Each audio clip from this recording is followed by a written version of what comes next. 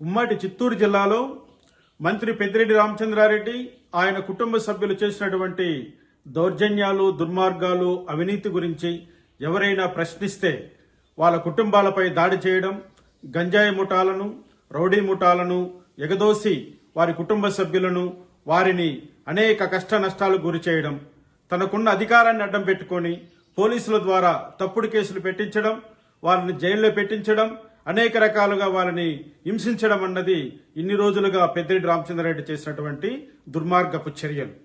ఆ దుర్మార్గపు చర్యలను ఈ రోజు న్యాయస్థానం ముందు పెద్దిరెడ్డి రామచంద్రారెడ్డి సమాధానం చెప్పుకోవాల్సినటువంటి సమయం వచ్చిందని ఈ రోజు నేను తెలియజేస్తున్నాను. రాష్ట్ర అత్యున్నత న్యాయస్థానం ధర్మాసనం ఇచ్చినటువంటి నోటీసులకు నేను పెట్టినటువంటి కేసులో ద్వారకనాథ్ రెడ్డి అదేవిధంగా రామచంద్రారెడ్డి ఇద్దరు కూడా, పెద్దిరెడ్డి సోదరులు ఇద్దరు కూడా రాష్ట్ర అత్యున్నత న్యాయస్థానం ముందరు ఒక వారం లోపల హాజరు కావలసి ఉంటుంది. అదేవిధంగా అన్నమయ్య ఎస్పీ గారు కూడా నేను ఇచ్చినటువంటి అనేక కంప్లైంట్లలో ఉన్నటువంటి విషయాలను పరిశీలన చేసి వెంటనే దానిపైన రిపోర్టును కూడా హైకోర్టుకు సమర్పించవలసిందిగా ధర్మాసనం ఆదేశాలు ఇవ్వడం జరిగింది.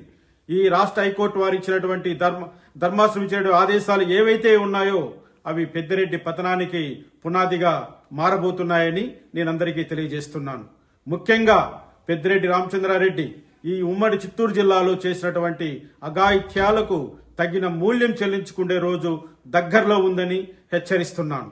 ఎందుకంటే న్యాయస్థానాల్లో న్యాయం కొంచెం ఆలస్యమైనా కూడా చివరకు న్యాయమే గెలుస్తుందన్న సిద్ధాంతం ఏదైతే ఉందో ఆ సిద్ధాంతం ఈ రోజు నా విషయంలో రుజువు కాబోతుందని నేను సవివరంగా ప్రేక్షకులకు తెలియజేస్తున్నాను. జై భీమ్. ఉమ్మడి చిత్తూరు జిల్లాలో మంత్రి పెద్దిరెడ్డి రామచంద్రారెడ్డి ఆయన కుటుంబ సభ్యులు చేసినటువంటి దౌర్జన్యాలు, దుర్మార్గాలు, అవినీతి గురించి ఎవరైనా ప్రశ్నిస్తే వాళ్ళ కుటుంబాలపై దాడి చేయడం, గంజాయి ముఠాలను, రౌడీ ముఠాలను ఎగదోసి వారి కుటుంబ సభ్యులను, వారిని అనేక కష్ట నష్టాలకు గురి చేయడం, తనకున్న అధికారాన్ని అడ్డం పెట్టుకొని పోలీసుల ద్వారా తప్పుడు కేసులు పెట్టించడం, వారిని జైల్లో పెట్టించడం, అనేక రకాలుగా వారిని హింసించడం అన్నది ఇన్ని రోజులుగా పెద్దిరెడ్డి రామచంద్రారెడ్డి చేసినటువంటి దుర్మార్గపు చర్యలు. ఆ దుర్మార్గపు చర్యలను ఈ రోజు న్యాయస్థానం ముందు పెద్దిరెడ్డి రామచంద్రారెడ్డి సమాధానం చెప్పుకోవాల్సినటువంటి సమయం వచ్చిందని ఈ రోజు నేను తెలియజేస్తున్నాను. రాష్ట్ర అత్యున్నత న్యాయస్థానం ధర్మాసనం ఇచ్చినటువంటి నోటీసులకు నేను పెట్టినటువంటి కేసులో ద్వారకనాథ్ రెడ్డి అదేవిధంగా రామచంద్రారెడ్డి ఇద్దరు కూడా, పెద్దిరెడ్డి సోదరులు ఇద్దరు కూడా రాష్ట్ర అత్యున్నత న్యాయస్థానం ముందరు ఒక వారం లోపల హాజరు కావలసి ఉంటుంది.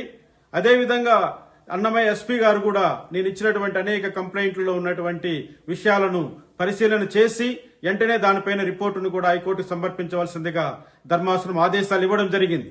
ఈ రాష్ట్ర హైకోర్టు వారు ఇచ్చినటువంటి ధర్మాసనం ఇచ్చినటువంటి ఆదేశాలు ఏవైతే ఉన్నాయో అవి పెద్దిరెడ్డి పతనానికి పునాదిగా మారబోతున్నాయని నేను అందరికీ తెలియజేస్తున్నాను.